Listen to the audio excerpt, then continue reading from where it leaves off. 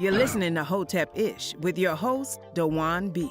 Intelligent Ish Talk, intelligent shit talk, where we balance the profound with the profane. Political satire, celebrity and expert guests, information and entertainment, conversation and solutions. Leave your feelings at the door.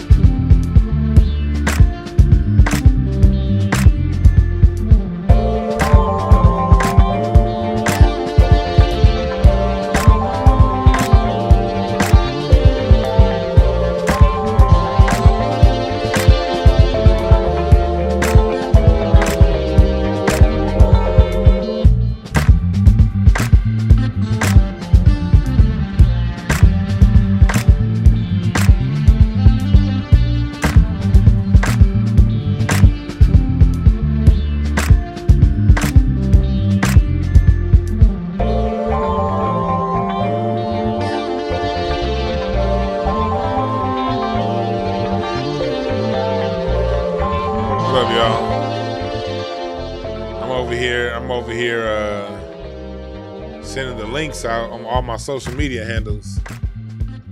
So why don't y'all do the same right now? Send out all of your social media links. You heard that fizz from this ginger ale and boybin I'm drinking? Ginger ale and boybin.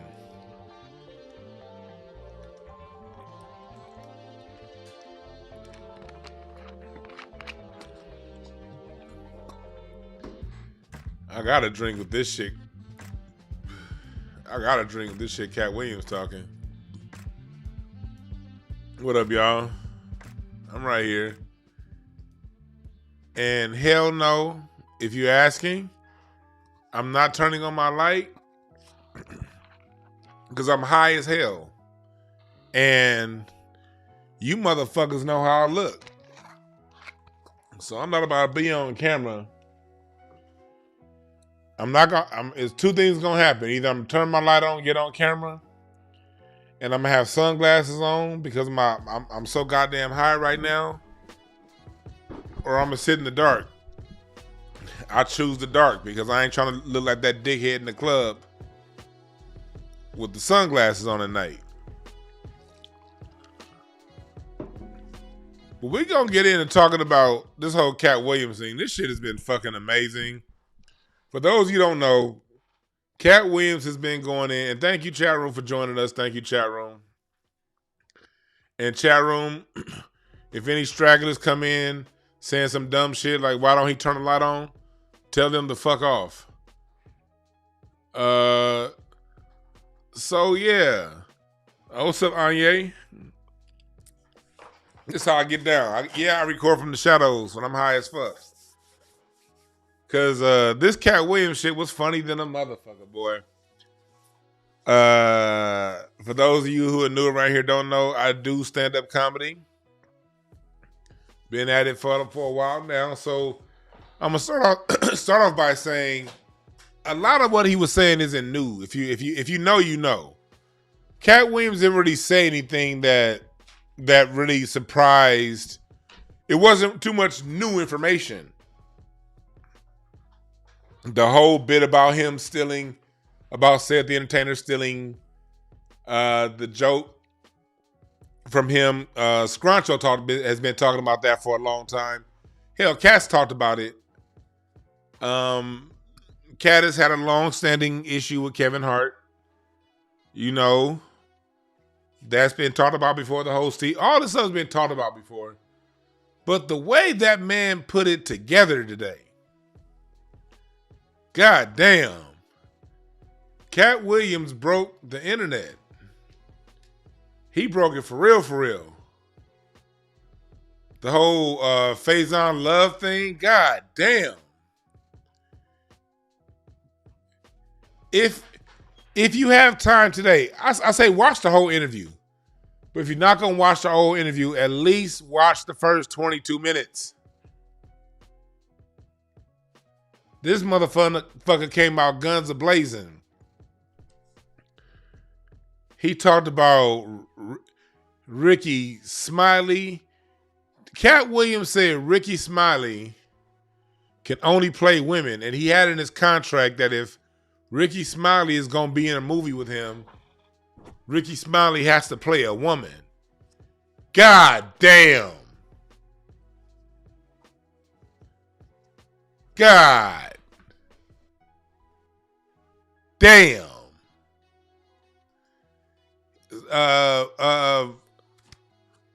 Katt Williams talked about, and we're gonna get it. I'm just kind of going doing an overview right now. Then we're gonna kind of get into some of these topics, and we're gonna break them down. And let me know if y'all want to call in. My phones wasn't working right the last time. If my phones do work right, I'll probably let some of y'all call in. But yeah, we're gonna talk about this. Katt Williams breaks the internet.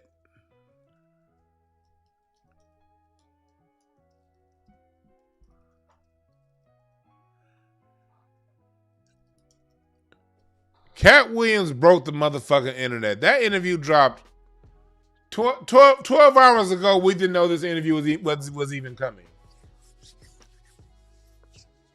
We didn't even know this interview was coming 12 hours ago. So we're going to get into some of the themes that he talked about. I've actually got some notes. Me and my wife worked as a tag team because I watched it once. She watching that shit again right now. This is going to be a multi-part series. We're going to break this down a few times. So, me and my wife tag teaming. She gave me some goddamn notes and some key points on her second time watching it. Like, god damn. This nigga talked about so much. This nigga talked about so much. Where do we start? So I'm gonna start off by saying most of what he's saying, for those of us who've been around, is pretty common knowledge. It's pretty common knowledge. What I didn't know was the Ricky Smiley part. I'm gonna start talking about Ricky Smiley when he talked about that. He was saying that basically when Friday dropped, Ricky Smiley was going around telling everybody that he was supposed to play Money Mike. That the pimp part, Money Mike, was supposed to be his part. This is what Ricky Smiley's telling people on set. Well, let me go before that. What brought this whole interview together was Katt Williams responding to previous interviews on Shannon Sharpe's show, Club Shay Shay. Go watch Club Shay Shay. I'm not gonna play too many parts because when you be playing snippets of the big boys, they like throwing out strikes.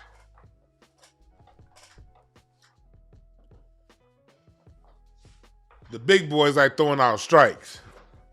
So I'm not even gonna fuck around. I want my bread. So I'm gonna tell y'all to watch it yourself because I be getting too many goddamn videos demonetized, and that ain't cool. I used to say I don't do this for the money. Shit, them days are over with. Goddammit, yes. It be you get that random ass YouTube check. That shit be like, oh, that's dope. I like that. Let me crack some more of these jokes for these niggas. Talk some more shit. Motivation.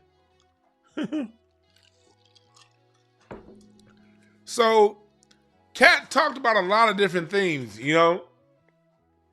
A lot of different themes. So he was responding to a lot of people who had already done Club Shay Shay. Cedric the Entertainer, Steve Harvey in particular, Ricky Smiley. And so he was going at things that they said in previous interviews that rubbed him the wrong way.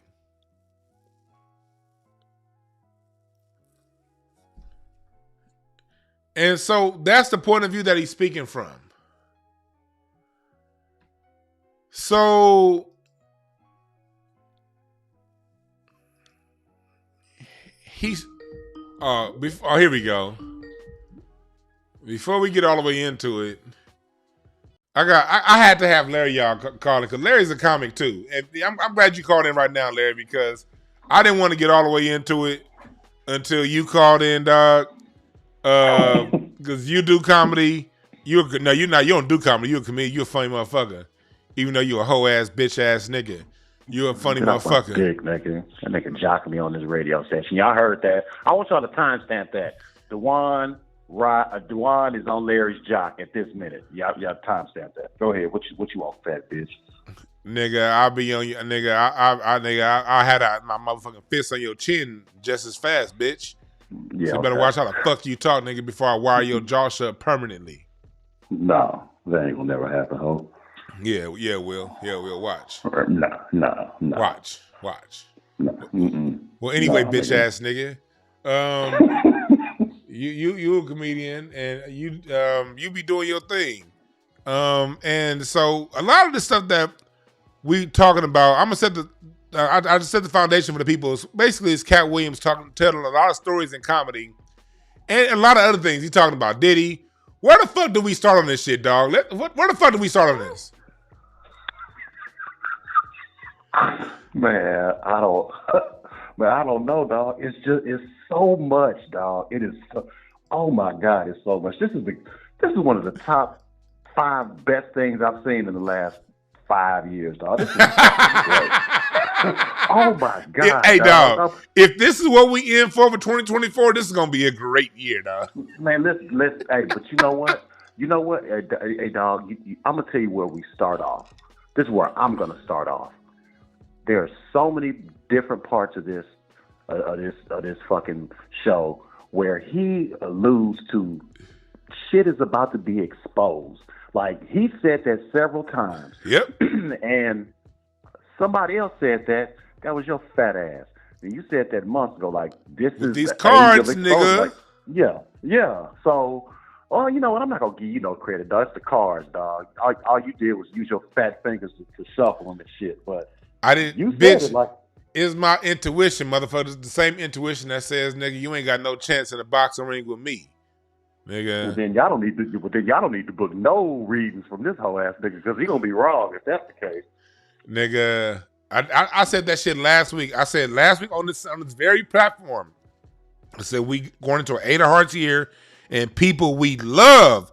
I specifically mentioned people that we love, people that we got reverence for, people that we got respect for.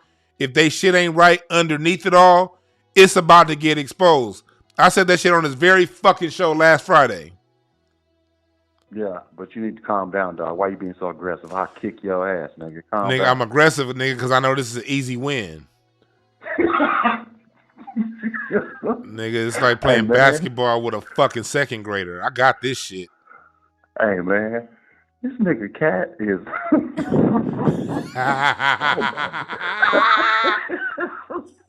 Oh, my God, dog. This is the... Man, and you know what? None of it is cringe. Like, you don't, whenever he says what he says, it's not like you cringe. You're like, oh yeah, keep talking, keep talking. I'm messy. Keep talking. I want to hear. Like, it's like, give us more. I could do another 2 or 3 hours listening to this shit.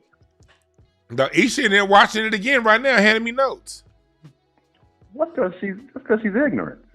I'm gonna tell her he said that in front of all these people. Yes, she gonna kick your ass too when you get out here, bitch.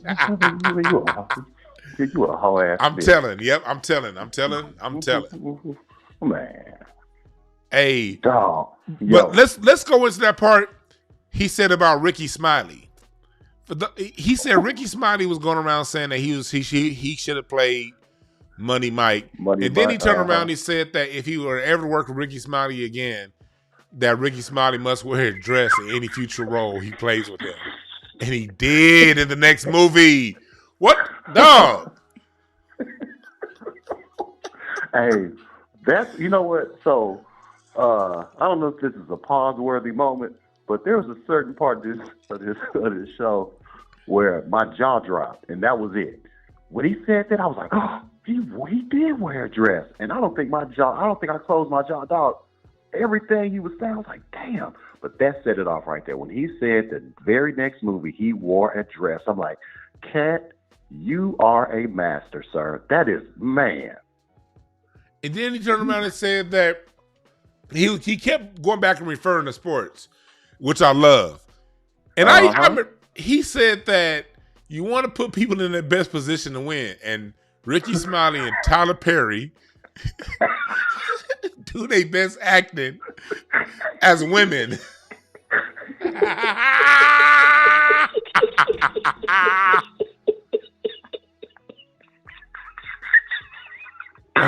Oh man! And I'll tell you the best part about it. He says everything with a. Now, first of all, this is pretty much an hour set. Now we're getting material, and he's saying all this shit with a straight face, dog.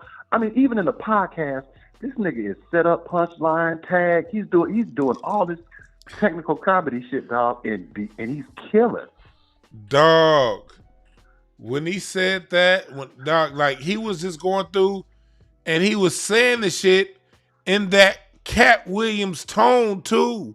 And like dog, when he said that, when he talked about I'm gonna play this, let me see, I'm gonna try to play this part because I recorded it on my phone, screen recorded this part.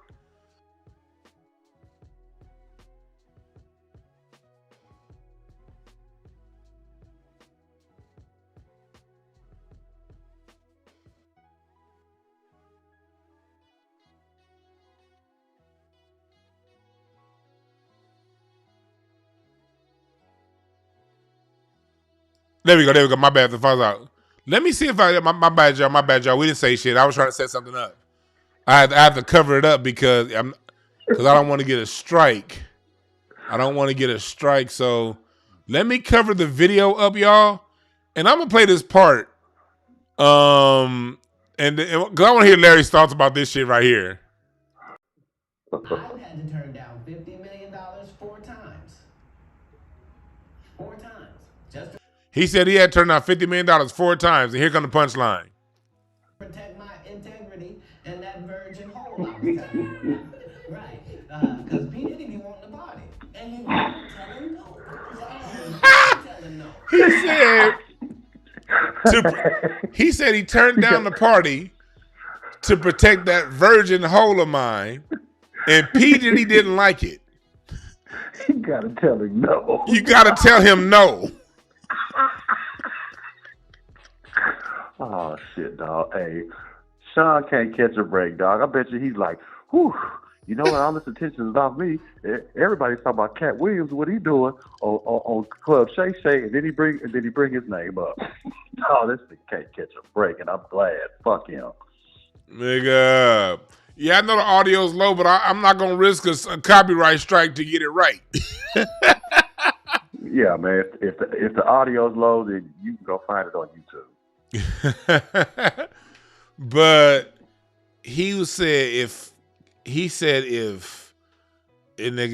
talking about the booty hole activities, and you know, Corey Holcomb talks about this shit all the time on 5150, where he's talking about all the backdooria. Corey's words, not mine. That's Corey's words. I'm just using his words. I ain't trying to take his shit. But as Corey says, the backdooria activities going on in Hollywood. But people call Corey a conspiracy theorist. People be saying that Corey just crazy. What do you think people are gonna be saying now that Katt is basically echoing those same sentiments? Hopefully Corey gets an appearance on Club Shay Shay, because that would be great. Oh, see him after. Oh God, Corey on Corey. Oh nah. Yeah. Corey on Club Shay Shay. Hey man, you think this one did some numbers? If Shannon Sharpe put out a picture of him and Corey Holcomb, talking about Corey Holcomb on the next club, Shay, man, I'll take off work that day. Dog, I'll take off work. I'll treat that shit like the Super Bowl. What? Are you serious? I'll plan a party. Hey nigga, I have one of them hoe ass Atlanta Housewives watch parties with nigga popcorn and chicken wings and Hennessy. Oh, dog, man, me too, dog. That would be so great. But I'm glad to hear the same sentiments that Corey's been echoing, on a major platform, because people think he's crazy. Like, people think he's bitter. He's bitter because he ain't this and he ain't that. Nah, the nigga seen some shit, dog. And Katt seen some shit too, and I'm glad Katt said that shit. Yeah, I'm glad Katt said that. Hey, moving on, man. He talked about how Cedric the Entertainer stealing that car. I think it was the car. Wasn't the car parking joke? I think it was that one. It was the joke when the space shuttle. The space shuttle, yeah. Shuttle? Yeah, when he's parking the shuttle. Yeah. And he was saying that he was talking about that joke getting stolen. I know Scruncho's been talking about that. And I saw Scruncho last week. Scruncho like, hey yo man, when am I gonna do your show, man? I gotta hit up Scruncho. I told Scruncho he gonna be my first interview. But Scruncho been talking about that shit. What's your thoughts on that?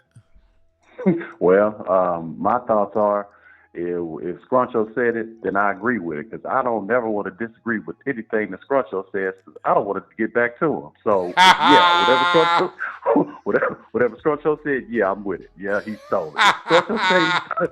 If Scruncho say he stole it, then goddamn it, said stole it. Because I like my chances against Sid more than I do against Scruncho. So Scruncho's right.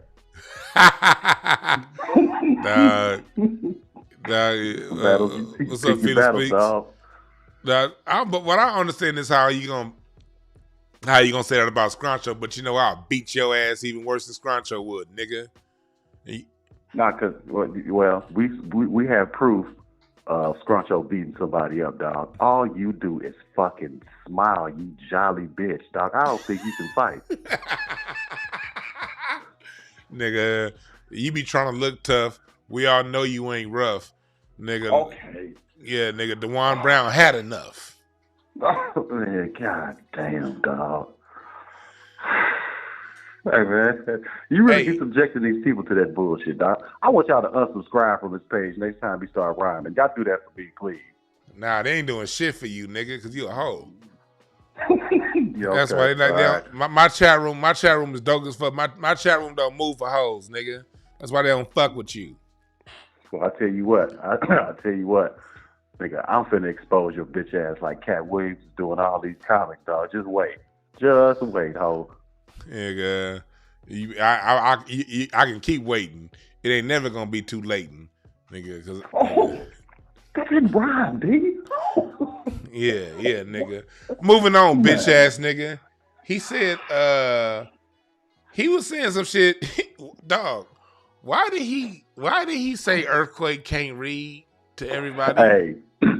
Hey, that's something else that Corey's been saying. Hey, I forgot Corey did say that shit on 5150. That's something on Black Jesus. That's something else that Corey's been saying. Yep. Corey did say that about on Black Jesus. Absolutely. He surely did. So, hey. Is he crazy? I wish I could do a 3-way, dog. I would call Slink hoe ass right now. Man. I talked to this weak ass earlier today. Fuck y'all. Hey, man, fuck Slink Johnson. Don't bring his name up around me, nigga. Yeah, you're right about that. You're right about that. You're right about that. I shouldn't bring his name up around you, because that's too much weak ass shit going on. You got your hoe ass, you got Slink hoe ass, and I'm real, nigga. Nah, that's not. Man, okay. I gotta stay the fuck away from niggas like you and Slink. Y'all niggas ain't shit. This nigga be lying on his bro. I told you he's a fucking anyway. All right. Nigga, you smell like camel, goat, and curry, bitch. Fuck you. Man. Hey. All right. What about he called Faison a fat liar? A fat Faison lie. A fat. Hey, hey, that nigga gave me the phrase I'm going to use for you all year, dog. You a fat Faison lie. I'm going to say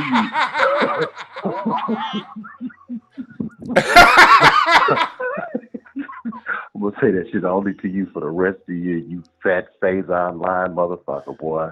Ooh, dog. Yeah. You said that shit to me, dog. Then I'm gonna get out the car and steal on your face the way that nigga got the car and stole on Faison in front of the comedy club that night. You remember? Dog, yes, I do. You was there that night. The Mexican, yes, dog. Yes, I was. Hey, that Mexican dude, he was there with his sister. And Faison kept talking about they was a couple, and he said something awful. He said something wild to that chick, didn't he? Yeah, he went in on her. He was clowning. Yeah, that nigga got out that car and yap, and sped off. I felt bad for because Faison would have beat the dog shit out that Mexican dude. But dude, Faison looking the other way, dude drove up in the car, got out, and ran his ass back in that car and took off. Hey man, this is how you know that Katt Williams has the heart of a motherfucking lion. So it's just some people. I mean, you know, if you can avoid having problems with certain people, you do it, dog. You see how I bigged up Scruncho? Like, hey, Scruncho's right. Dog, Faison, if him and Katt squared off, who you put your money on? Man, Faison will beat the motherfucking. If Katt Williams lost a wrestling match to an 8-year-old kid, nigga, on camera on Instagram Live, this nigga Faison will mop Crenshaw Boulevard with Katt Williams' wigs. Hey, that's how you know this little nigga got the heart of a lion, dog. He said it with all the conviction in his soul. Their dog. All the conviction. Our homeboy, and I tweeted this earlier, and Jamar responded. I had to remind the world that Jamar Neighbors mixed up Katt Williams in front of the Comedy Store about 10 years ago. And Jamar's a little nigga. Remember that? Wasn't that that was the night of the election? That was Barack's second term, right? Yep, 2012. Yep. It was his second term, and it was comics for Barack, and they ended up canceling all the shows because people were watching the results. Yep. Yeah, I remember that. Yeah. About to look on Twitter. I had just put it up here. There's someone, Brian Moses, had just said that the night. For those of you who think me and Larry bullshitting, I just pulled up a Twitter. I didn't even know Brian responded when he said responding to that. But yeah, that night, Katt Williams was tripping. That nigga Jamar, and Jamar, a good dude. And he said, "This is the night," and then and then this nigga Jamar gonna get all humble. Let me see what the other tweet did he said. He was like, Jamar was like, "Yo, man, but Katt Williams, man, Pimp Chronicles is still one of my favorite." Katt was walking around with a Romney Ryan sign. Yes. That's what he was talking bad about everybody for voting for Barack, dog. Little did we know that nigga was right. But he was downing people for talking about, yeah, I remember that, dog. Nigga. Yep. Hey, Larry, dog, I be forgetting, dog, we done been this part of some crazy shit. Like, we...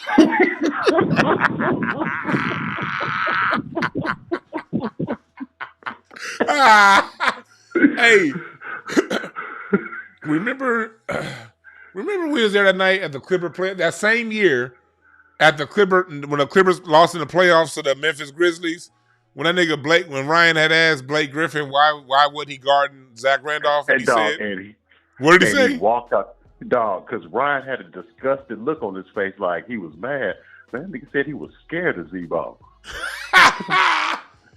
Hey, go back, y'all who watch basketball. Go back to that 2012-2013 season when the Clippers lost to the Memphis Grizzlies in 5 games. I think it was game 2.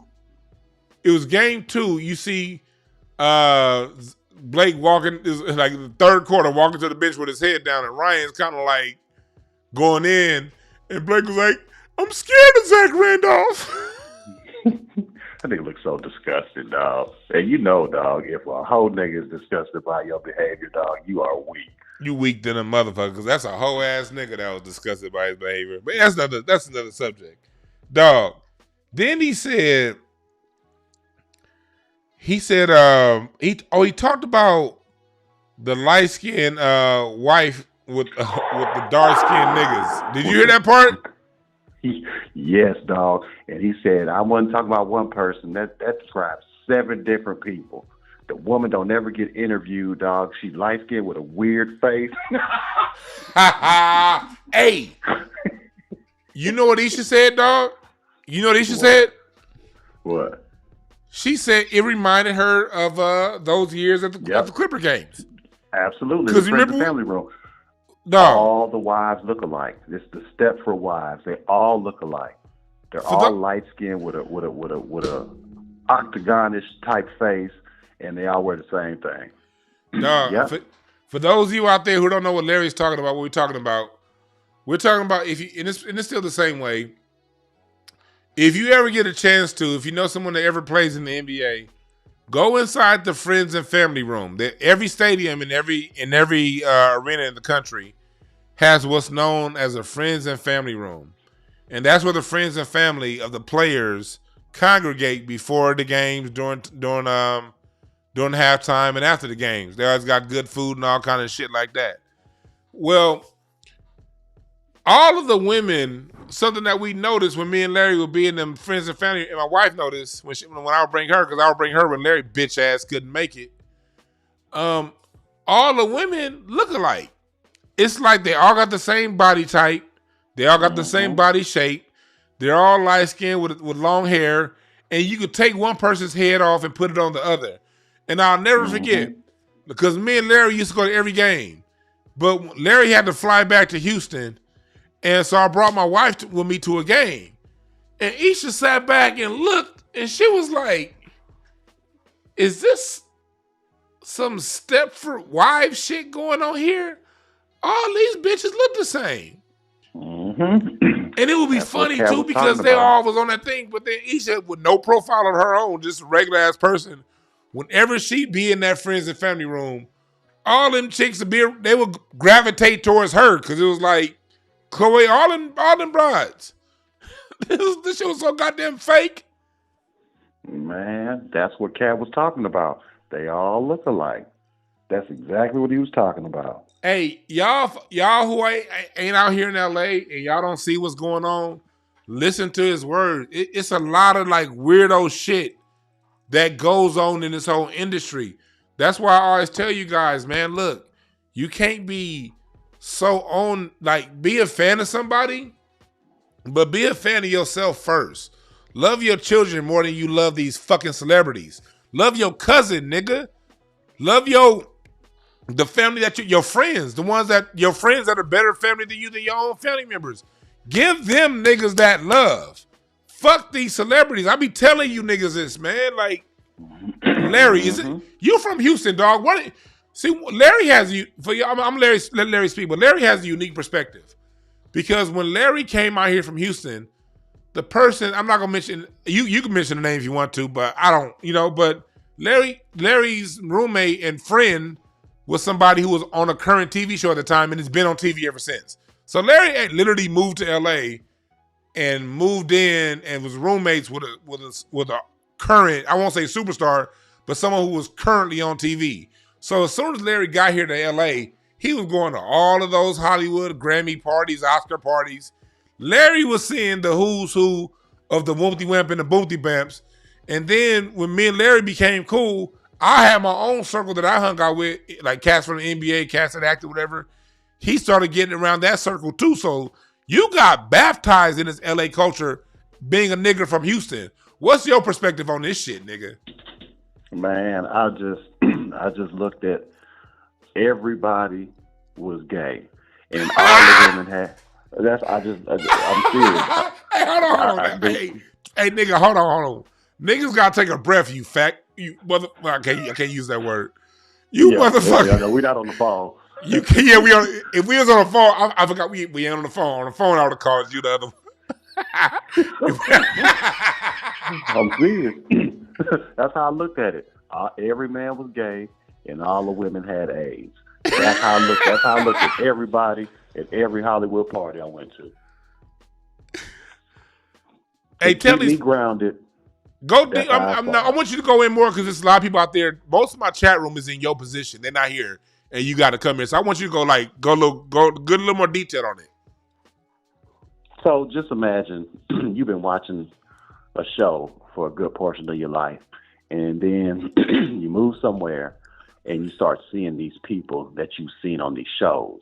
And like you see a dude and he's like a tough nigga, like on TV, he's like a tough, like a real nigga. And then you see him in person at a party and he's in a tux, like, hey man, that's such and such. And that nigga is sassy as hell. I got so tired of experiencing that shit. I was like, you know what? All these niggas are gay and all these women have AIDS. That's how I started looking at it. Because I was tired of getting disappointed. Like, oh man, yeah, I saw him. He was on The Wire. He was tough. He was this and he was that. And then you see him in person, like, why is he switching? Like, why his character didn't have a lisp. I didn't know he had a lisp in real life. Like, oh, dog, what is going on? That's what it's like. That's what these Hollywood parties are like. Like, hey, are you serious? You know what's funny about that, Larry? Because it's crazy because we be having similar like points of views, and I hate that shit because you such a bitch ass nigga. So I don't, you know what I mean? So it'd be like, nah. Yeah, nigga, you a bitch. But nah, you can't whoop me. Yeah, watch. All right, cool. Watch, nigga. Yeah, okay. Yeah, watch. Man. Anyway, because I be having the same goddamn points of view because it's like, even though I'm born and raised here in LA and Hollywood are like way different. It's like that, and you know, they're nothing alike. And I want you to tell the story of Westchester Picnic after I finish this part. But they're nothing alike. And so when I started getting more in the 2000s, like my sister used to be out there in the 90s because she's older than me.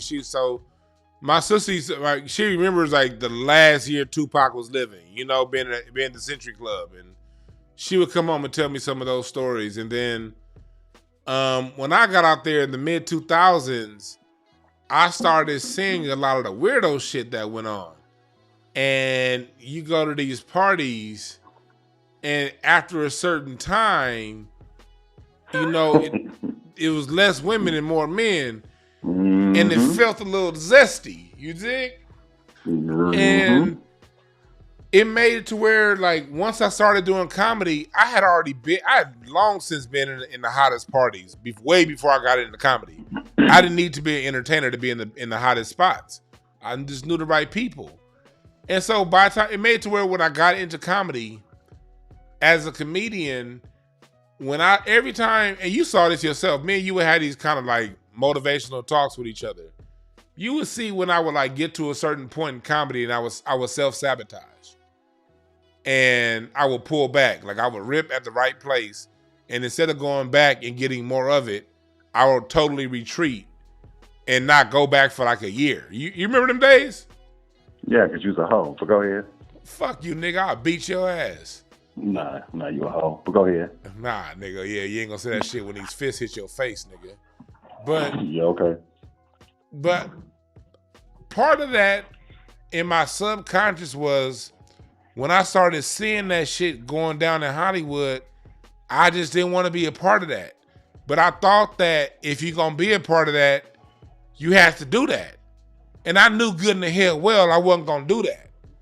So it was a fight like, yo, nigga, this is a sissy fest. Man. And I ain't trying to participate. Nope. Not at all. Man. I remember the first Hollywood party I went to at them hills. It wasn't, they say the higher up you go in the hills, the wilder it gets. Yes. It wasn't really high. Yeah, it wasn't really high. It was like it wasn't at the bottom of the hills. It was like maybe it wasn't even midway. But it was high enough to where I walked in that party and I had this, like I said, I had the same mindset. All these niggas is gay and all these bitches got AIDS. That's what I always used to think to keep myself grounded. Man, I walked in that party, it looked like everybody was vampires. was like, man, no, I'm ready to go, dog. I'm ready.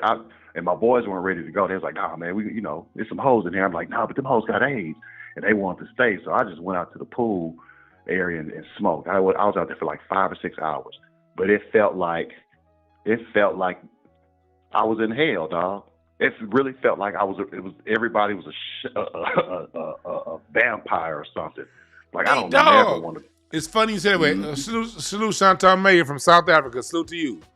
I got my man E.C. Floyd up in here. It's funny, Eddie Floyd in here. It's funny. I'll be running across Eddie at some of the dopest ass parties, but Eddie one of the real niggas that know when to leave at the right goddamn time. Eddie always leaves before your ass is gone. But like, you right about that, dog. It's like sometimes, especially like up in Laurel Canyon, in the Benedict Canyon, up on Low Street. Not so much Benedict Canyon because that's more snoozy. Laurel Canyon, Coldwater Canyon, those areas, them parties that be up in there, bruh, man. It gets to points to where your skin just kind of feel weird. Yep, it feels like everybody's gonna turn into a vampire, or somebody's gonna come through and stab everybody to death. Like, ain't that where that Charles Manson shit was up in that area? Yeah. Yeah, see, it's just a weird shit going on. The higher you go, the weirder it gets. Nigga, it get weird as fuck, dog. Yeah. And so that's the kind of stuff that Katt Williams is talking about, that I want to make people just know that, like, look, when he's talking, you're listening to somebody from Houston and somebody from LA, but both of us are from the real parts of our cities. And Larry, tell them the difference between your Hollywood experience and when you went to the Westchester picnic for the first time. Oh, so Hollywood experience, again, parties, all these hoes got AIDS, all these niggas is gay. It was for like maybe 7 months. Westchester picnic is in what, August? That was in August, yeah. September? Okay, so yeah, about 7 months of party, and I'm like, okay, this is disgusting, around all these weirdos. And then DeJuan takes me to this shit called the Westchester picnic. I'd never heard of it, never heard anything about Westchester. We go to this, it was in the lagoon, wasn't it? It was by the beaches. And for those who don't know, Westchester was my high school. We had an annual reunion picnic. And for you niggas out there, you may know Westchester because we got a whole bunch of niggas in the NBA. Trevor Ariza and all kind of motherfuckers. Like Nia Long went there. Regina King. Ken Norton Jr., football player. Yeah, basically the dopest ass high school in LA. Like Kenyon my wife went there. I met my wife there. That's how you know the baddest chicks in LA went there. But go ahead, nigga. No, she don't think it's the best high school. She was like, I have to settle for this bitch ass nigga. But so we get to this week. Fuck you, nigga. So I thought Hollywood was just all, I thought LA was like, all these niggas are gay and all these women got AIDS. That's what I thought everything was. And then this bitch ass nigga took me to the Westchester picnic, and it was nothing but black people. It was like nothing. It was a sea of blackness. It was some bad bitches there. Oh, it was some beautiful black sisters there. Oh my God, dog. Oh man, it was so many. It was so many. And that's when I realized that there's a difference between Hollywood and Los Angeles. Los Angeles is a city like any other city in America, and it just so happens to be near the industry of that city, which is Hollywood. Like in Houston, we have oil and gas and energy. So that's the industry that pretty much dictates the money in the city. Hollywood is that in Los Angeles. So that's why LA gets a bad reputation, because it's in proximity to the weirdest fucking place in America, dog, and that's Hollywood. And all these niggas are gay and all these bitches got AIDS, dog. That's what it is. Yeah, I remember you was kind of homesick, and I was like, man, fuck that nigga. But Brandon Wiley was like, man, we got to keep my man L-Dog, man. We got to pick my nigga Larry up, man. Take him over here to this picnic. No, that's when my boy got murdered. That's why, remember? That old girl called y'all and told y'all to come get me. And y'all, I was like, man, fuck Larry, he a bitch. But yeah, you lucky Brandon had compassion, bitch ass nigga. I wanted you to suffer. Nah. Nigga, you the nigga when I was sick and coughing up a lung, you was saying, I hope you about to die, nigga. Fuck you. Nah, nigga. I was hoping and wishing, dog. That just shows you prayers sometimes don't work.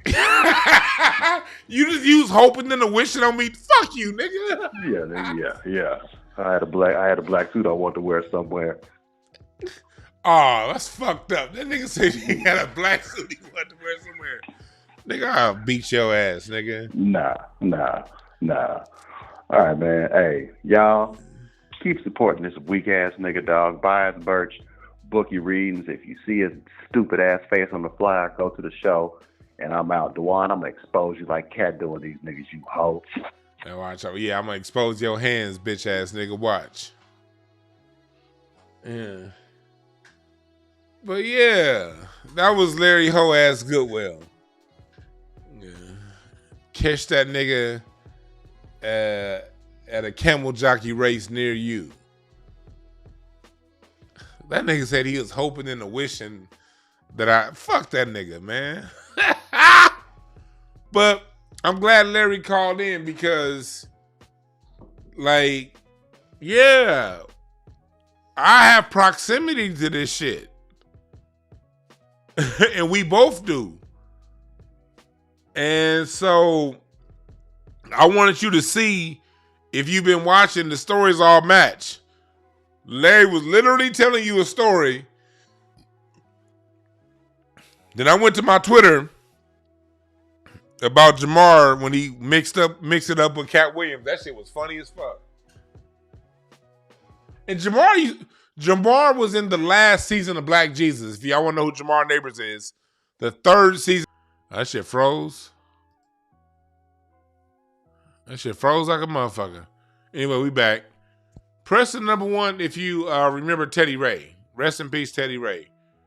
Press the number 1 if you know Teddy Ray. Rest in peace, my man Teddy Ray. But when Teddy was coming up in comedy, I remember Katt Williams bringing Teddy along, having Teddy open up for him, putting money in Teddy's pockets. This is back during the time that All Def Digital was fucking over Teddy Ray. Don't let them niggas play innocent now. All Def Digital most definitely fucked over Teddy Ray. That show, Roast Me, that was Teddy's show. Them other niggas fucked Teddy out of the show, Roast Me. They fucked him. But during that time, Teddy was being fucked out of Roast Me, and them all deaf niggas not really doing right by Teddy Ray, Katt Williams had that nigga's back.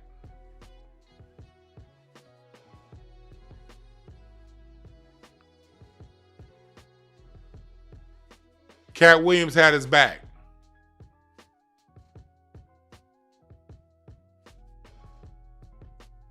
Katt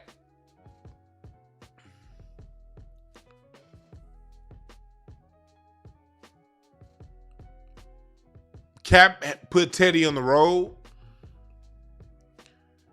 Katt kept money in Teddy's pockets.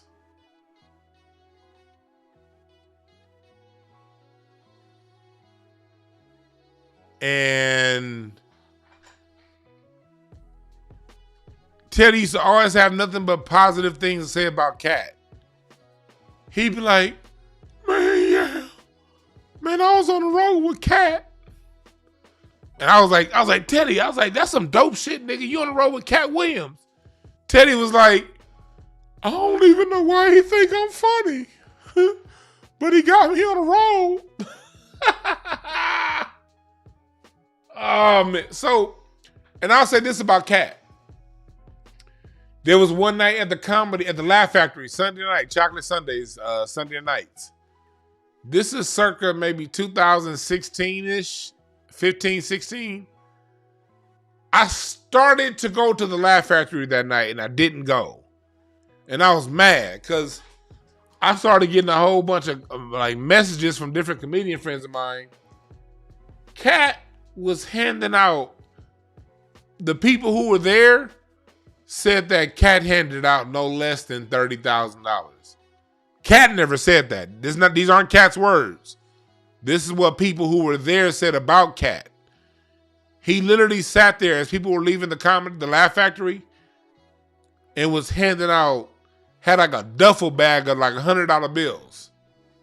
And he was just handing this shit out to people as they exited the Laugh Factory.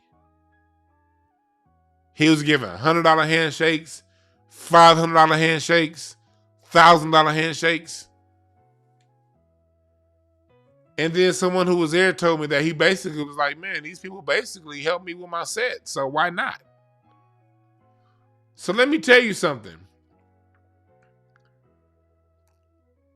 Katt is not lying when he says he helps people out and he gives out money.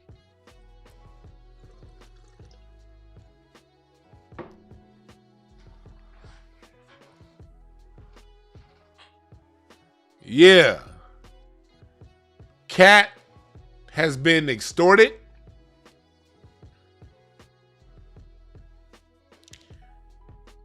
I don't know Katt personally, but I know people who've been in his circle. And I know of some of the people who have done not right by Katt Williams. Word gets around.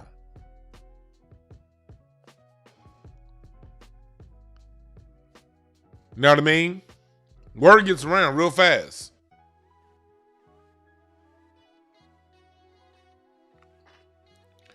And then Katt also addressed something that he addressed something that I thought. First of all, shouts out to Guy Torrey in his documentary that he did on the Fat Tuesdays. But Guy had this night called Fat Tuesdays. And when I saw the documentary, I did see Cedric the Entertainer was in the documentary. And Steve Harvey. But I was in high school, middle school when that was popping. I was in middle school and high school, so I never went to Fat Tuesdays when it was. I went later on, but during the prime of Fat Tuesdays, I had never been there. I was thinking, because I know Ced and Kevin Hart and Steve Harvey weren't from LA. I remember watching that documentary thinking, like, they couldn't have been there that much because they didn't live here. Well, maybe they flew in to do the show. I don't know. But when Katt Williams said that part, he basically answered a question that I had in the back of my mind when I saw the documentary. I was like, how could they have been regulars at that night when they didn't live here?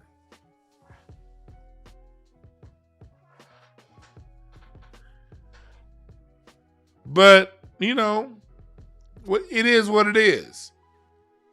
Me personally, let me say this very clear also. I have no issues with Cedric the Entertainer. I have no issues with Kevin Hart, Steve Harvey, none of these people. I have no issues with none of these people, all right? So this is just me reporting what Katt Williams is talking about. DeJuan Brown don't give a fuck, all right? So for somebody out there, because I know a whole bunch of niggas that know Kevin, and a lot of my people I know who know Kevin Hart, y'all is the biggest professional ass kissers known to man. EC Floyd in the chat room, I'm sure you'd agree with me, brother. You know a lot of these comedian niggas. And it's not about Kevin Hart. It's just about Kevin Hart's the hottest. And whenever somebody's hot, comedians are dick writers. That's nothing with stand-up comedians. Stand-up comedians are the biggest dick writers you'd ever want to be around, or not want to be around. Stand-up comedy is a dick-riding ass profession. So it'll be a comic that'll watch this video or watch the replay, and they'll run back to either Earthquake or Kevin Hart or somebody and be like, DeJuan was hating. You bitch you. You bitch you. You bitch you. But I'm not saying this about any particular comedian. I have no issue. When I've met Cedric the Entertainer, when I've run across him, he's been nothing but a gentleman. DeJuan Brown, personally, I think Cedric the Entertainer is funny as fuck. I disagree with Katt Williams when he says Ced's not funny. Personally, Ced is one of my favorite comedians. And that goes back to Comic View and Def Comedy Jam. I was like a Cedric the Entertainer then. I was already a huge Ced the Entertainer fan by the time he got on the Kings of Comedy. As a matter of fact, Ced the Entertainer is the reason why I went to go see the Kings of Comedy. He was my favorite comedian out that group at the time. It's unfortunate to hear Katt Williams say that Ced stole that joke. And based on Ced's response, I'm not going to say it wasn't true. This was Ced's response to Katt Williams saying that. Cedric's response to Katt Williams saying he stole his joke was revisionist history. Regardless of whatever Katt's opinion, my career can't be reduced to one joke Katt Williams claims as his. I've been in over 40 movies. My specials and brand speaks volumes for I am. The people have put on, including Cat in the Hat at the Gibson Amphitheater. It's funny he says that because I went to go see Katt Williams at the Gibson Amphitheater, but Katt Williams headlined that show. I didn't know. Well, maybe he had Cat open for him. I don't know. But this was Ced's response. And here's the second thing he said. And all that tough talk is corny. I'm a grown ass man. I can hear that in Ced's voice. Just hearing Ced say that in his voice is funny to me. And none of that shit gonna go like you think. You do you, and I got this over here. I do personally believe that if they got into it, yeah, Cedric would beat the dog shit out of Katt Williams in the fight. I'm gonna go ahead and take Ced in that fight. I'm gonna go ahead and take Ced in that fight between the two. But if Katt claims that's his joke, Scruncho has definitely echoed that sentiment. I wasn't there, so I don't know. But I believe Katt Williams. I believe Katt. But in believing Katt, I still have nothing but love for Cedric the Entertainer because he's given me many more laughs than just that joke. Although I do think that was one of his funniest jokes for the Kings of Comedy. But I was a Cedric the Entertainer fan long before the Kings of Comedy. I became a Cedric the Entertainer fan when he was on Comic View. And Cedric the Entertainer did a joke about the Staple Singers. And he did a joke, and he used the song I'll Take You There by the Staple Singers. And he was talking shit about Pop Staples. And he was like, Pop Staples in the background. He jealous of Mavis because Mavis got all the lead parts. And then Ced had a cane. And when that bass guitar solo came, Ced played the cane like the bass guitar, like Pop Staples. Nigga, that was the funniest. To me, that's one of my personal 5 or 10 favorite jokes ever recorded. So don't get it twisted. I got love for Cedric the Entertainer.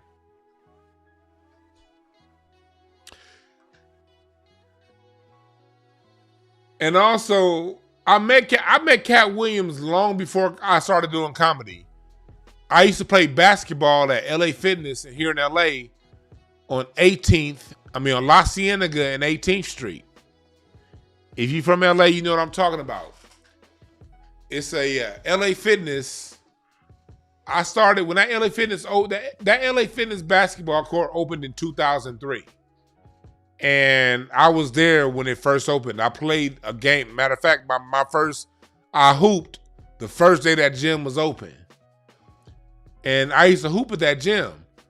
David Arnold used to hoop there. Rest in peace, David Arnold. That's where I met David Arnold. Gerald Kelly and Isaiah Kelly. Them two motherfuckers. And Katt Williams. Adam Sandler used to hoop there. But I remember Katt Williams used to hoop there too. And this is like 2004. This is when we all still know him as Money Mike. That's when I met Katt Williams. And Katt was like, I was playing, that nigga Katt Williams tried to guard me. Now, mind you, Katt is 5'4", 132 pounds wet. But this nigga will come to the gym clean than a motherfucker. This nigga will have on some cobalt blue Jordans, a cobalt blue Jordan shorts, cobalt blue Jordan top with a cobalt blue Jordan like scarf on his head. Cause the nigga was still pimping. He still had the hair on lock. I remember my first time hooping against him. That nigga wasn't ready for me because I was a big, quick motherfucker too. I wasn't just big, I was big and quick. And Katt was like, come on, big man, I'm gonna guard you, big man. Yeah, pass big man the ball. Pass him the ball. Big man ain't gonna do shit. This nigga too fat. This nigga too fat. He ain't gonna do a motherfucking thing with the ball. This nigga too fat. And I'm like, all right, Money Mike. I was calling him Money Mike because I know his name was Katt at the time. I was like, all right, Money Mike. I got him. All right. This nigga was like, get the ball. Get the ball to big man. Big man, get the ball to big man. Nigga, I got that ball. They passed that shit to me to the right corner block. I caught that hole. Jab step. Nigga. Bank shot. Bucket. That nigga was like, oh, nigga, you can shoot. I was like, Katt, you too fucking small for me to post up. That would be child abuse. I'm not gonna post you up. I'm gonna show you how good I am with this jump shot, nigga. I don't need to post you out. This J is wet. Nigga, I got that ball, nigga. Cause Katt's short as fuck, nigga. I'm 6'2". Katt is 5'4". I'm 6'2". I was insulted that little nigga was guarding me. But I hated that shit when I hooped. Cause niggas used to think I'm a fat nigga. I'm the easy one to guard. Fuck you, nigga. I got game. I was catching that hoe. Yaga, left hand, bucket. I miss hooping against Katt.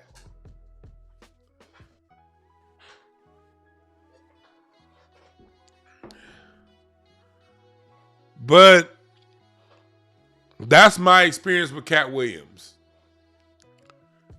But I will say between Teddy Ray and Reggie Carroll, Scruncho, Red Grant, and all the comedians that I know Katt Williams, his inner circle has nothing but good things to say about him. I'll say that. I'm not on Katt Williams' inner circle. As a matter of fact, my years doing comedy, I very rarely interacted with Katt. I'm sure if I was ever able to be on stage when he was in the comedy club, I would have impressed him. But it would seem as if the nights that he was there, I would never be on stage. I was on stage the week before he got there. I was on stage the week after he got there. But I would never seem to be on stage the nights that Katt got there. Or the Katt was there. But for my friends who did get a chance to be on stage for the nights Katt Williams was there, I can personally say Katt Williams did a lot for them. Katt Williams had the homegirl Daphne Springs. He had her on the road with him. My homeboy Steve Henry opened up for Katt one time in Vegas on New Year's Eve. Everybody I know in comedy that has done something with Katt Williams has nothing but positive things to say. And I'll go so far as to say the same with Kevin Hart. No different with Kevin Hart. Katt Williams had his words to say about Kevin Hart. And it's funny what Katt said about Kevin Hart. For those of you who didn't hear the interview, Katt Williams said that Kevin Hart basically got all of the roles that was written for Katt that he wouldn't do. And it was funny when he said that because my wife reminded me it was something I told her like 10 years ago. And this wasn't even based in any kind of particular knowledge. This was more of a third eye observation that I had like back in 2011, 2012. 2012, 2013, 2014, those years. I started seeing Kevin Hart get more and more of them roles. And it was an observation I had. I was like, man, in the 90s, Eddie Griffin got the little short nigga roles. Hollywood loves a little short, black, funny nigga. I don't know what it is, but Hollywood loves these 5'8", 5'6", 5'2", short niggas that are funny. So in the 90s, Eddie Griffin was the guy. But I don't personally know Eddie, but I know a lot of niggas who know Eddie. And this is my observation of Eddie. Eddie's a very militant nigga. Eddie ain't gonna take no shit. I remember I've had those conversations with Freeze Love. Eddie, that nigga Freeze my nigga. Eddie ain't taking no shit. And I surmise that. So Eddie didn't last long because Eddie got the little short nigga roles in the 90s. But Eddie is a nigga that ain't gonna take no shit. That nigga, that's a smart. Eddie Griffin is a man. Like again, I don't know Eddie Griffin, and it will be my pleasure to one day meet Eddie Griffin. But I know a lot of people who do know him, and just he's one of my personal favorite comedians. I think Eddie Griffin's 1998 special, Voodoo Child. I think Eddie Griffin's Voodoo Child that's to me one of the 3 greatest comedy specials ever. Voodoo Child is the reason why it took me so long to finally start doing stand-up comedy. Because I remember seeing that shit when I was in high school thinking I'll never be this funny. And it made me scared as fuck to do comedy. So in my 20s, I was flirting with doing comedy, but I wouldn't do it because I was too scared. Because I was thinking, man, I can never be as funny as Eddie Griffin's Voodoo Child. That's some real talk. So quick message before I get back to the story for those of you out there. Man, don't let fear stop you guys, all right? Push through the fear. Fear is just a thing. It's just a thought. Fear is just a thought. If there's something inside your soul that you want to do it. Never let fear stop what's in your soul, okay? If you don't take anything else I take away from this fucking show tonight, I know y'all laughed when Larry was on, yada, yada, yada. If you don't take nothing else away, take this away. If it's in your spirit to do it, do it. You cannot allow fear, for whatever reason, to stop you from doing what you know your punk ass need to be doing, all right? Quick PSA. Back to what we talking about. Eddie Griffin's special Voodoo Child was sold to me at that time in my life, because he was talking about the North Hollywood bank robbery shooting. I remember watching that shooting in school. Like the teacher literally stopped class so we could watch that North Hollywood shooting with the bank robbery. And so when I saw Eddie Griffin break that shit down in his special Voodoo Child, that made me be like, man, I can never be this good. But Eddie Griffin was that nigga for the 90s. And then Katt Williams came around. And then Katt Williams was a little short, funny nigga.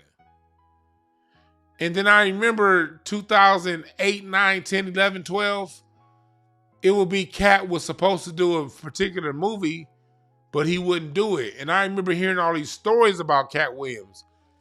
And now I'm glad Katt survived that time because now he could tell this perspective. But they were not releasing positive stories about Katt Williams. 2008, 2009, it would be like Katt Williams was signed to do such and such movie, but he didn't do it because he didn't show up. He's on a drug binge. This is the shit that the media was saying about Katt. And Katt was my favorite comedian because Money Mike was, to me, just the greatest character ever when he did Money Mike. And then when Katt Williams dropped Pimp Chronicles, I think Pimp Chronicles dropped in 2006. Chat room, help me. This is off the top of my head. I think the Pimp Chronicles from Katt Williams dropped in 2006. To me, that's one of the greatest. To me, that's top 2.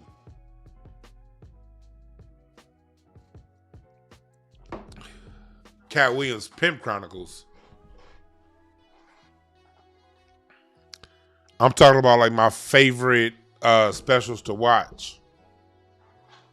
The specials that I watched the most and replayed over and over again. Katt Williams' Pimp Chronicles is up there. So Katt was blazing hot. And I remember a lot of negative stories about him getting put out in the 20-teens.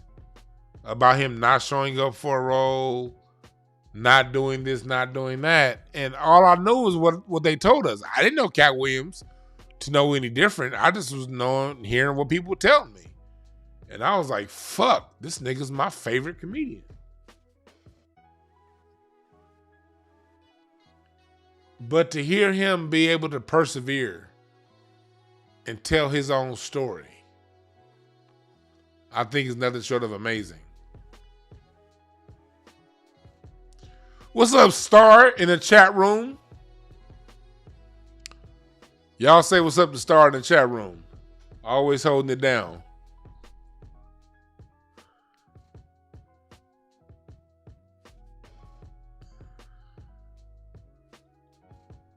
Yeah, what's up? Last thing first. Everybody in the chat room, Troy Ellis, Chantel Mayers, appreciate y'all. Hurt, Miriam, appreciate y'all. Thank you, mods, for doing what you do. I don't ask too much from my mods. That's the only thing I ask my mods if somebody coming in spamming, get they punk asses out of here. Outside of that, I appreciate y'all. While we here, go to DewanB.com. We don't get into talking about more about Katt Williams, but while we here, I need y'all to do me a favor, and I need y'all to go to DewanB.com. You know, I got my music documentary, Is Bigger Than Hip Hop, the Black American Music Family Tree series. I got that for if you're new to this channel. I do a lot of things if you're new to this channel. I'm a motherfucking card reader. I'm a motherfucking music historian, documentarian. I'm a comedian. I'm a shit-talking ass nigga. I got a whole lot going on. I got live shows. A nigga got t-shirts for sale, nigga. I'm a hustling ass nigga. Nigga, I got t-shirts for sale. I got live drum sample packs. Because I be doing my drums like a motherfucker. I got my live drum sample packs. I got all that shit going on. Go to the GoFundMe. I got my documentary that I'm dropping right now. I'm raising money for my documentary. You see, I already got the first episode out that I put on my own dime. I need your help to push through for episode number 2. We need to get to 10,000 of this to get every episode done. This next episode, the next episode done. I need to get to a total of 100,000 to get every episode done. But I need to get to 10,000 to complete this next episode. So if you will, if you have $1, if you have $3, $20, please go to DewanB.com. Click on the GoFundMe link, and I put the link in the chat room. Whatever Christmas money you got left over, help a nigga out. We need to get to 10 grand to get this next episode to you guys. All right? Appreciate y'all. Go to my world. That's where you find everything that I do. I'm an entertainer, motherfucker. I got the Hotepish site still up. See, look, we live right here. Look, it's live right now. Look at this. I got the breakthrough cards. I'm a hustling ass nigga. I got a lot going on. Got my card reading site. This is where I help out children, breakthrough advocacy services. because I've won over 300 IEPs. I've never lost. Where I give my children the resources that they need from school districts. I don't necessarily do that anymore, but this is my company that I did when I did do it full time. IEP support, relationship coaching. I do all that shit, nigga. I'm a motherfucking Renaissance man. Alright? So if you one of them weirdo ass niggas that be like, the one does a lot. What does he do? He does this, he does that. Yeah, bitch, I do it all. And fuck you if you got a problem with it.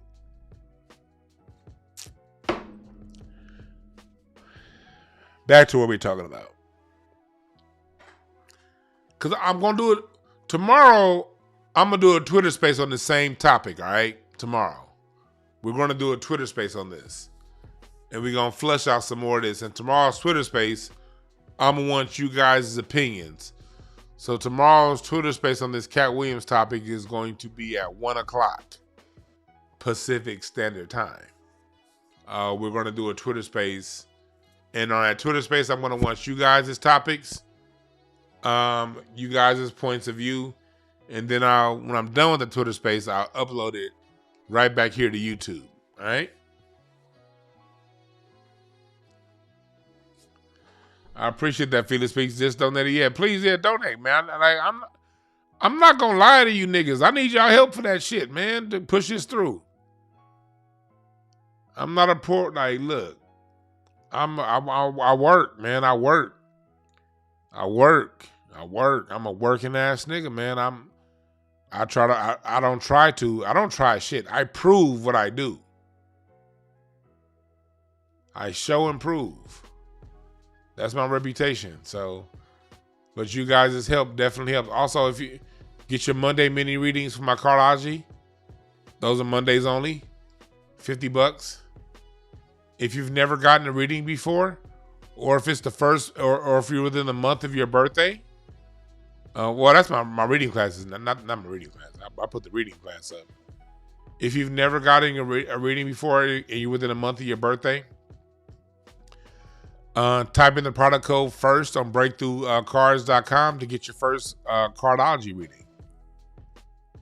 All right? So for those of you who don't know what I mean when I say cardiology, this is where it gets weird for you. Hey, y'all want to do some reading? Y'all want me to read Katt Williams? Y'all want me to read chat room? Let me know. Chat room, y'all want? Press the number 1 if you want me to read Katt Williams. What's his birthday? Let's get into Katt's card. I'm not going to do a long-ass reading. I'm going to do a short reading of Katt Williams. What is his birthday? We're going to get into why Katt Williams is the way he is. Let's get into why Katt Williams is the way he is. I like answering the why. Katt Williams' birthday is September 2nd. Oh, he's a Virgo. Oh, the chat room overwhelmingly wants me to do this. Okay. 1971.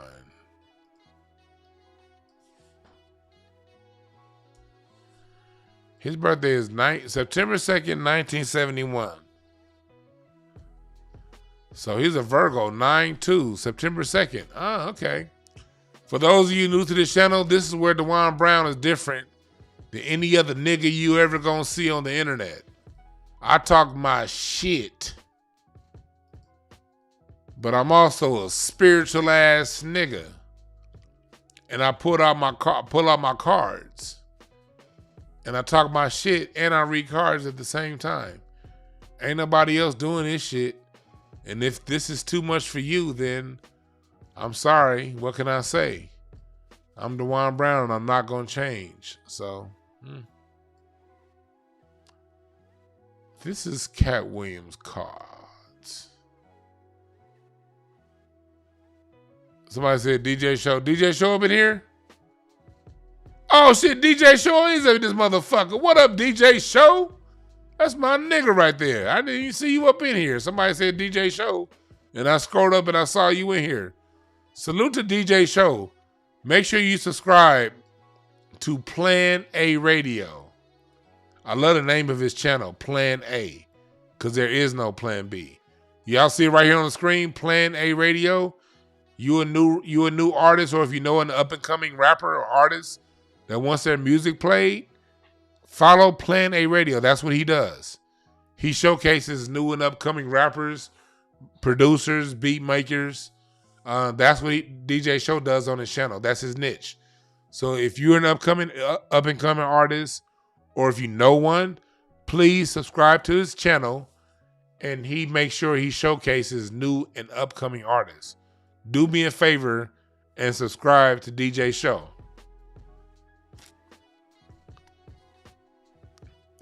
Oh, you say you been here for like 20 minutes? My bad. My bad, dog. I don't be looking at the chat room. When I be in the zone, I can't look at the chat room because I be in the zone. My bad. But anyway, these are Katt's cards. Katt's a 9 of diamonds. Oh, Katt has the same cards as Kanye West.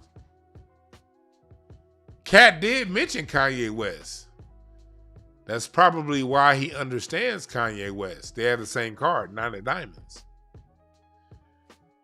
Kanye West is a Gemini 9 of diamonds, and Katt Williams is a Virgo 9 of diamonds. I say nines are the absolute hardest cards, in my opinion, to live under. If you're 9 of clubs, 9 of hearts, 9 of diamonds, 9 of spades, good luck to you. I don't want your life path. 9 of diamonds people have a very, very, very, very, very, very, very rough life path. And so that makes sense that he left as a child. Because look here.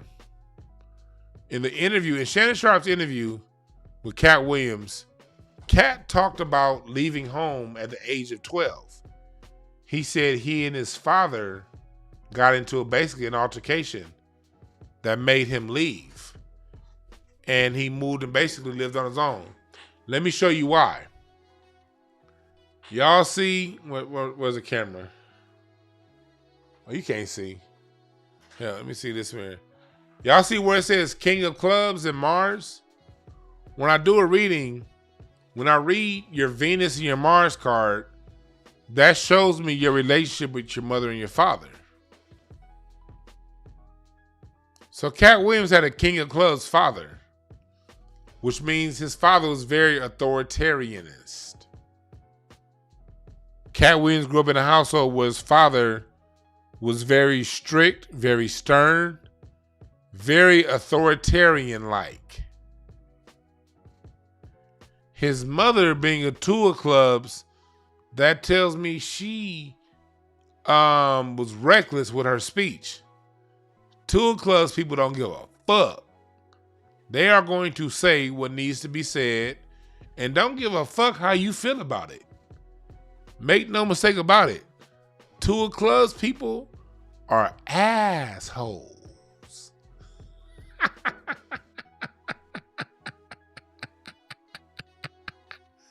Kamala Harris is a 2 of clubs.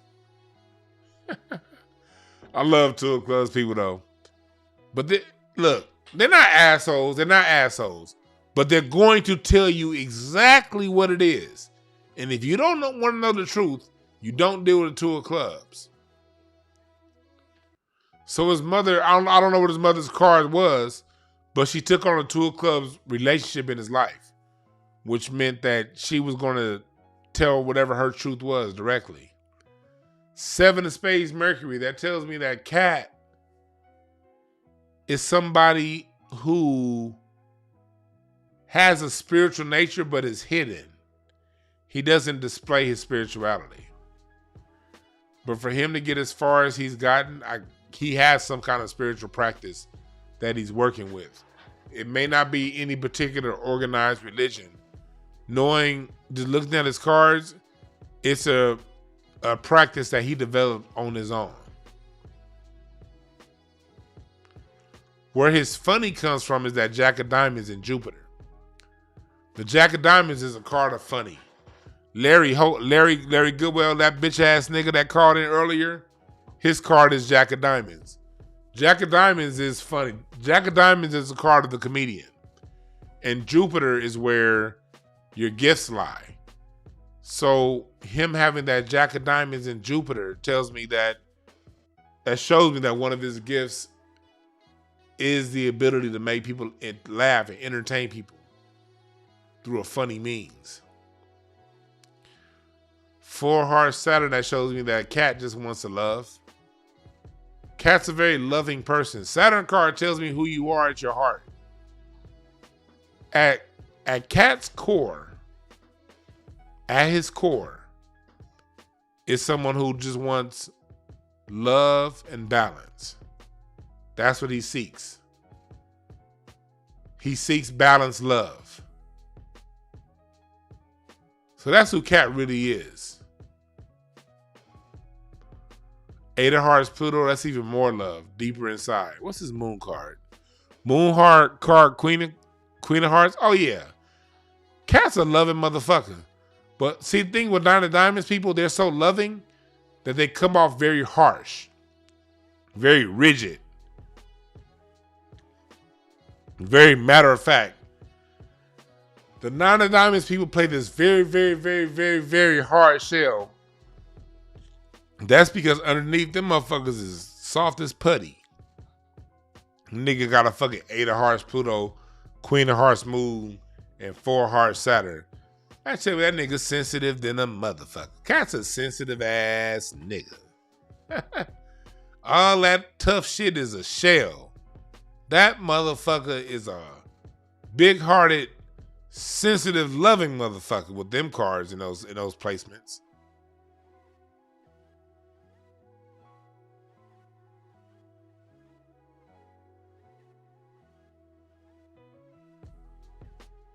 Yeah, that nigga right there, boy.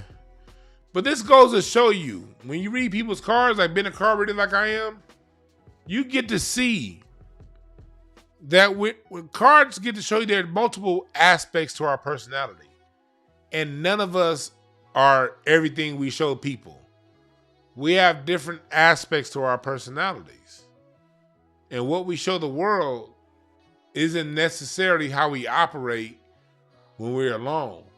But the reason why we show the world what we show is based on our experience. And based on Katt's childhood, he had to put on that tough exterior. He had to. He a little short-ass 5'4" nigga, skinny as fuck. Of course he has to put on a tough exterior. But if I ever met Katt, I'd be like, man, this old loving ass nigga. Man, if you don't, Katt Williams, if you don't sit your full of love ass down, nigga, you old Pimp Chronicles looking tough, sounding smart because you scared of you getting your heart broke ass, nigga. Yeah. But Katt Williams is the epitome of a 9 of diamonds. It's a tough life path, but it looks as if he's living it and winning. So the message today is live your truth. Live you. Tell the truth. What did I say in this card reading show I did last weekend? I said this is the age of exposure, didn't I? Did I not say on this very YouTube platform less than a fucking week ago that people are about to be exposed?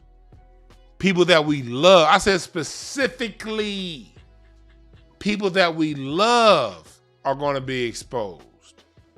And people that we weren't quite sure of, we're going to see their true intent. Positive, negative, or indifferent. Chat room, did I not say that from this very mic right here? Nigga. Y'all think these cards is bullshit? All right. Keep thinking these cards is bullshit. I'll stay 10 steps ahead of your ass. Keep thinking these cards is bullshit. Matter of fact, Yeah, go ahead. Yeah, think these cards is bullshit. So I can make sure I keep leverage on your monkey ass.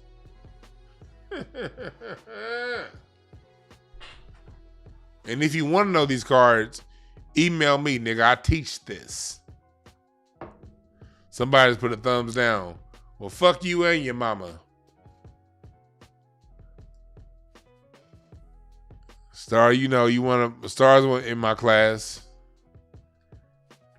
Yeah, I called it in the cards. I called it in the cards.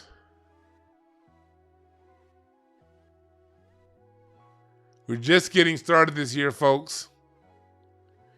We are just getting started. There's more to be revealed. There's more that's going to come out. Make sure that if you don't want to be that one that's outed, make sure you are who you say you are.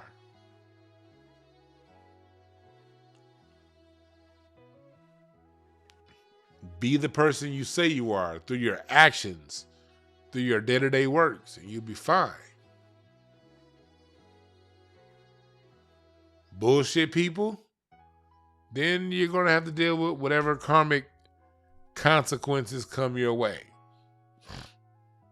All right? I want to thank y'all for listening. And remember this. There are no perfect messengers, not even Katt Williams. He ain't the perfect messenger. Perfect messengers do not exist. DeJuan Brown included. I am not the perfect messenger. Perfect messengers do not exist. There are no perfect messengers. But there are perfect messages for those willing to listen. If you're willing to listen, even the most imperfect messenger can give you the perfect message if you're willing to listen. Remember that, all right? And join me tomorrow on my Twitter space around 1 o'clock Pacific Standard Time. Talking about this, all right? My name is DeJuan B. Y'all have a good one. I'm out.